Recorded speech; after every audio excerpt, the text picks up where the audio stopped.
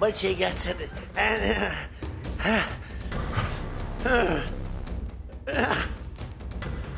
drops the thing, walks off the stage crying. Her mother's crying. अमेरिकी राष्ट्रपति Donald Trump दुनिया में सब कुछ बिगाड़ देना चाहते हैं। उन्हें यह लगता है कि दुनिया में जो डोनाल्ड ट्रंप और अमेरिका कहें वही सही, मतलब जहां डोनाल्ड ट्रंप खड़े हो जाएं लाइन वहीं से शुरू होनी चाहिए। आपको यह मानना पड़ेगा अमेरिका ही दुनिया का रियल बॉस है।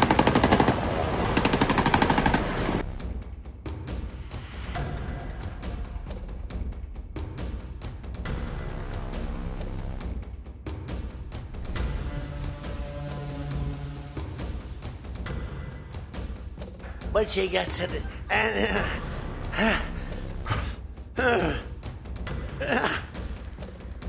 drops the thing, walks off the stage crying. Her mother's crying. America को जरूर यह लग रहा है कि वो दुनिया से कटा हुआ है और दुनिया से दूर है, यानी उसकी सीमा उसके दुश्मनों से नहीं जुड़ती है।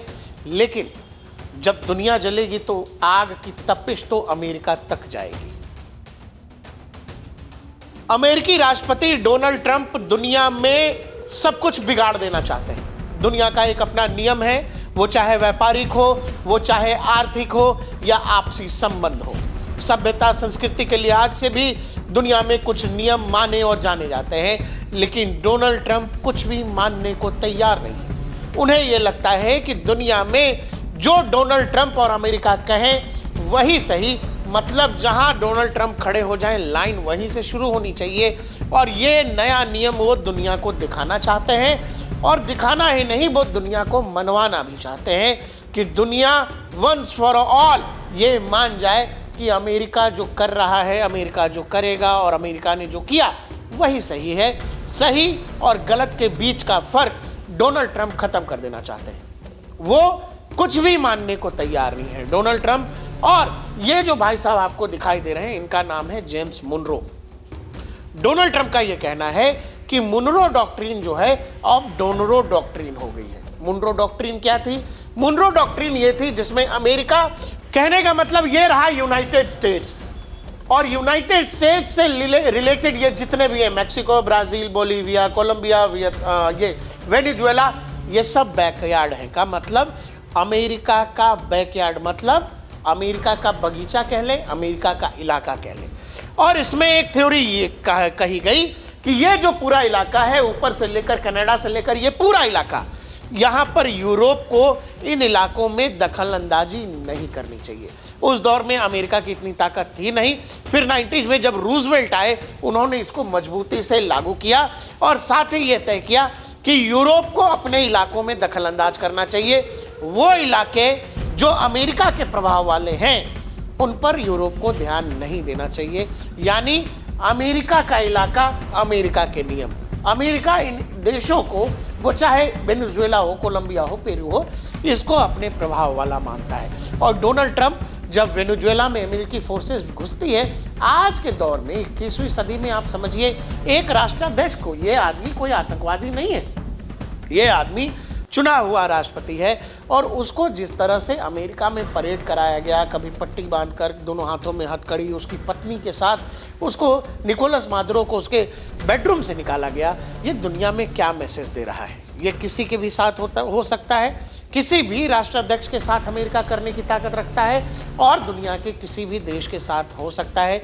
ये एक नई चिंता का विषय दुनिया के सामने है। दूसरा, अमेरिका ये कह रहा है कि ये वाला जो इलाका है, अगर आप अमेरिकी प्रभाव वाले इलाके में आकर के वहाँ के देशों में पैसा इन्वेस्ट करेंगे, पैसा लगाएंगे, वहाँ के नेताओं को प्रभावित करेंगे, ये जितने भी, वो चाहे वेनेजुएला हो, कोलंबिया हो, पेरू हो, ये सभी देश जो हैं हाल फिलहाल पिछले 10-20 साल में चीन के प्रभाव में आ गए थे, रशिया के प्रभाव में आ गए थे। डोनाल्ड ट्रंप अब आगे से जाकर कह रहे हैं कि अगर मेरे इलाके में कोई दूसरा देश आकर प्रभाव जमाएगा, उसका इस्तेमाल अमेरिका के खिलाफ करने की कोशिश करेगा, तो मैं ऐसा नहीं दूंगा। एक तरह से ये खुली चुनौती है चीन को और रशिया को। अमेरिका अपने इलाके में किसी को घुसने की इजाज़त नहीं दे रहा है। क्यों? क्योंकि अमेरिका इस इलाके में सबसे ताकतवर है। लेकिन क्या अमेरिका केवल अपने ही इलाके में ऐसा कर रहा है? पूरी दुनिया में अमेरिकी सैन्य अड्डे हैं, वो चाहे मिडिल ईस्ट का इलाका हो, हिंद महासागर का डियागो मार्सिया हो या फिर और भी जगह, इन सभी जगहों पर अमेरिकी सैन्य अड्डे हैं और अमेरिका का प्रभाव है। लेकिन दूसरा देश अगर यही कर रहा है तो नहीं करने देंगे। वेनेजुएला के अंदर चीन का 2003 से 2025 तक करीब 100 बिलियन से ज़्यादा का इन्वेस्टमेंट है। अब चूंकि मादुरो नहीं रहे, ऑलरेडी चीनी वेसल्स, रशियन वेसल्स को, टैंकर्स को बाकायदा रोका जाने लगा है वेनेजुएलन वाटर में। इस जगह पर ये जो वेनेजुएला वाटर है, यहाँ पर रूसी टैंकर्स, ऑयल टैंकर जो हैं, चीनी ऑयल टैंकर जो हैं, उनको रोका जाने लगा है। और उसके लिए अब रूस ने जवाबी कार्रवाई करते हुए बाकायदा अपनी न्यूक्लियर सबमरीन्स भेज दिए हैं।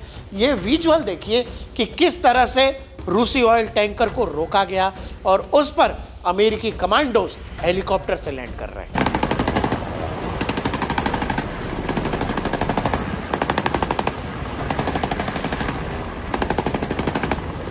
रूस की ड्यूमा में यानी रूसी संसद की तरफ से यह कहा गया कि जिस तरह से डोनाल्ड ट्रंप दुनिया के नियमों की अवहेलना कर रहे हैं, वो यूएन चार्टर को नहीं मान रहे हैं, किसी चीज का कोई मतलब नहीं है। यूनाइटेड नेशन से लेकर दुनिया के किसी भी संस्था का कोई मतलब नहीं रह गया है। जिस तरह से वेनेजुएला में अमेरिकी फोर्सेस घुसी हैं और दूसरे देश के राष्ट्राध्यक्ष को अपने देश के कोर्ट में बोल रहे हैं कि जी यहाँ पर हमारे कानून के हिसाब से इनको सजा दी जाएगी। अब सवाल है कि क्या दुनिया का कोई राष्ट्राध्यक्ष अमेरिकी कानूनों के लिए पाबंद है या नहीं। ड्यूमा की तरफ से यह कहा गया है कि जो कुछ अमेरिका वेनेजुएला वाटर में कर रहा है, अब इसका जवाब यही है कि रशियन टॉर्पीडोज, रशियन वॉरशिप्स के जरिए कुछ जो है अमेरिका के जो वेसल्स हैं, वॉरशिप जो हैं, उनको समंदर में डुबा दिया जाए। यही एक रास्ता रह गया है। डोनाल्ड ट्रंप रूस और चीन को काउंटर करने के लिए वेनेजुएला की कहानी और बाकी आपको पता है कि भारत के स्तर पर भी वो क्या कुछ कर रहे हैं। केवल बात यही है कि डोनाल्ड ट्रंप को दुनिया को ये बताना है, वो जो मगा की बात करते हैं, मेक अमेरिका ग्रेट अगेन, वो दुनिया को ये बताना चाहते हैं कि अमेरिका ही सबसे बड़ा गुंडा है। आपको ये मानना पड़ेगा, अमेरिका ही दुनिया का रियल बॉस है।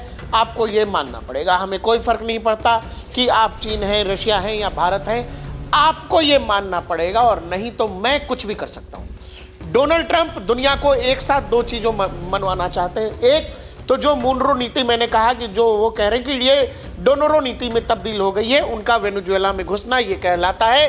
जो साउथ अमेरिका का पूरा हिस्सा है वो अमेरिका अपना बैकयार्ड मानता है, और उस बैकयार्ड में जाकर रूस और चीन अगर वहाँ की वामपंथी सरकार को फंड करेंगे, इन्वेस्टमेंट करेंगे और उसका इस्तेमाल अमेरिका के खिलाफ करने की कोशिश करेंगे, अमेरिका अपने इलाके में ये नहीं होने देगा। इसीलिए ये ब्रूटल फोर्स का इस्तेमाल किया गया या ब्रूटल फोर्स को दिखाया गया। दूसरा, आजकल डोनाल्ड ट्रंप ये कह रहे हैं वो दुनिया के हर देश को धमकी दे रहे हैं। जो कोई भी डोनाल्ड ट्रंप की हाँ में हाँ नहीं कर रहा, वो उसको धमकी दे रहा है। वो चाहे मैक्सिको हो, कोलंबिया, क्यूबा जैसे देशों को धमकी दे चुके हैं। अब वो ये कह रहे हैं कि ये जो ग्रीनलैंड है, जो डेनमार्क का हिस्सा है लंबे वक्त से, वो कह रहे हैं कि ग्रीनलैंड जो है वो अमेरिका ले लेगा। और अब यूरोप के देशों में इस बात की आफत मच गई है कि यार ये आदमी का पागलपन तो बढ़ता ही जा रहा है। ग्रीनलैंड और यूरोप के पास है, डेनमार्क का हिस्सा है। यूरोप के 6 देशों ने कहा है कि ये नहीं होने देंगे, ये नहीं हो सकता है। उसके जवाब में डोनाल्ड ट्रंप ने नाटो पर एक ट्वीट किया है। ये ट्वीट देखिए, जिसका लब्बो-लुआब ये है कि तुम्हारी औकात क्या है कि नाटो से बाहर अगर हम हो जाएंगे तो नाटो बचेगा ही नहीं। नाटो के खर्च का, नाटो में जो सेना शामिल है, नाटो में जो हथियार है, वो अधिकतर अमेरिकी है। अमेरिका को नाटो की ज़रूरत नहीं है, क्योंकि डोनाल्ड ट्रंप ये मानते हैं कि यूनाइटेड स्टेट्स दुनिया के उस हिस्से में है जहां उसके दुश्मन उसके करीब हैं ही नहीं। मतलब यूनाइटेड स्टेट्स के करीब में न तो रशिया है, न तो उसका बड़ा दुश्मन चीन है, न तो ईरान है। मतलब जमीन से यूनाइटेड स्टेट्स अमेरिका का किसी भी दुश्मन से कोई बॉर्डर या सीमा नहीं लगता। तो लड़ाई कभी होगी तो या तो समुद्री लड़ाई होगी या एयरफोर्स वाली लड़ाई होगी। उसमें अमेरिकी फोर्सेस बहुत काबिलियत रखती हैं, बहुत ताकत रखती हैं। इसीलिए डोनाल्ड ट्रंप यूरोप को चढ़ा रहे हैं कि भाई नाटो की जरूरत अमेरिका को नहीं है, तुमको है। तुमको जब रशिया मारेगा या मार रहा होगा तब तुमको अमेरिका की जरूरत पड़ेगी। तुमको नहीं चाहिए तो मैं बाहर हो जाता हूं। और ये ग्रीनलैंड वाली धमकी देनी शुरू कर दी है। मतलब डोनाल्ड ट्रंप केवल दुश्मनों को धमकी नहीं दे रहे, वो अपने दोस्तों को भी धमकी दे रहे हैं, यानी यूरोपीय देशों को भी। डोनाल्ड ट्रंप अभी हाल में यूएस हाउस ऑफ रिप्रेजेंटेटिव को संबोधित करते हुए पता नहीं अजीब सी हरकत करने लगे। अमेरिका और यूरोप एक दूसरे के पूरक बोले जाते हैं, बेहतरीन संबंध बताए जाते हैं। ऐसे में डोनाल्ड ट्रंप फ्रेंच भाषा की और वहां के प्रेसिडेंट इमैनुअल मैक्रोन का मजाक उड़ा रहे हैं। But she gets it and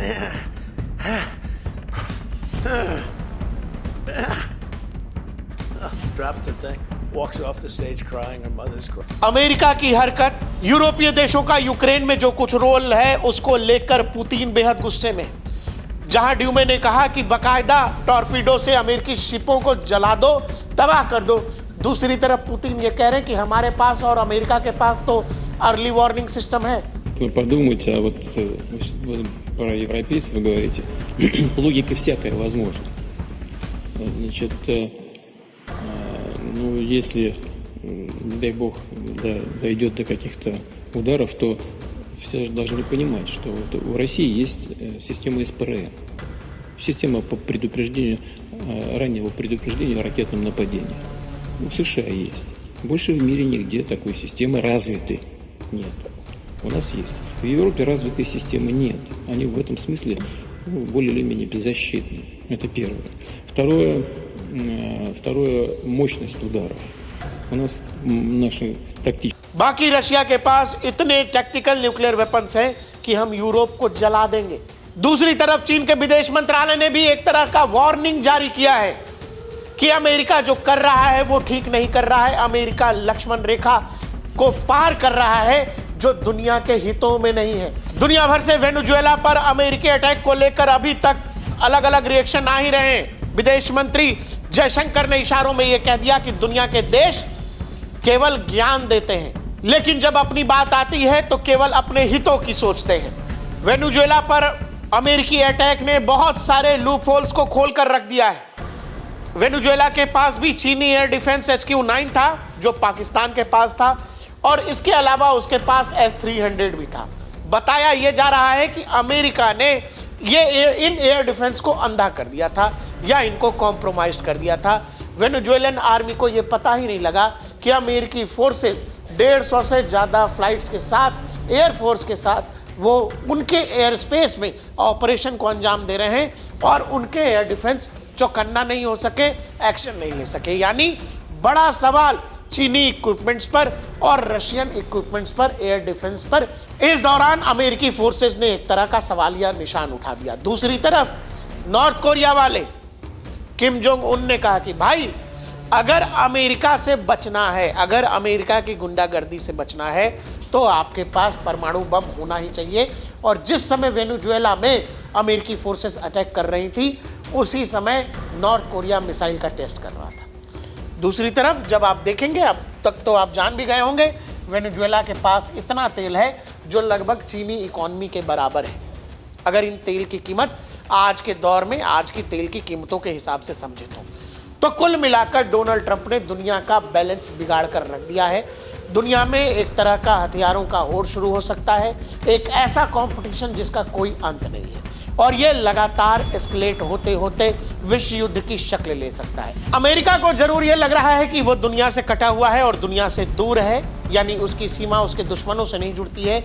लेकिन जब दुनिया जलेगी तो आग की तपिश तो अमेरिका तक जाएगी, और दुनिया भर में अमेरिकी सैनिक हैं तो अमेरिका को नुकसान पहुंचाना बहुत बड़ी बात नहीं है। डोनाल्ड ट्रंप जिस आग का खेल खेल रहे हैं, अगर बाकी के खिलाड़ी भी इसमें अगर शागिर्द हो गए, जैसे Xi Jinping, Vladimir Putin, Iran वाले खामनेई चचा और नॉर्थ कोरिया वाले किम जोंग उन, तो फिर डोनाल्ड ट्रंप के लिए मुश्किल हो जाएगी। डोनाल्ड ट्रंप को जवाब अपने घर में भी देना पड़ेगा, दुनिया को भी देना पड़ेगा और अपने दोस्तों को भी देना पड़ेगा, क्योंकि डोनाल्ड ट्रंप एक तरफा इस आग में अकेले घी डाल रहे हैं और फिलहाल इनके साथ कोई नहीं है।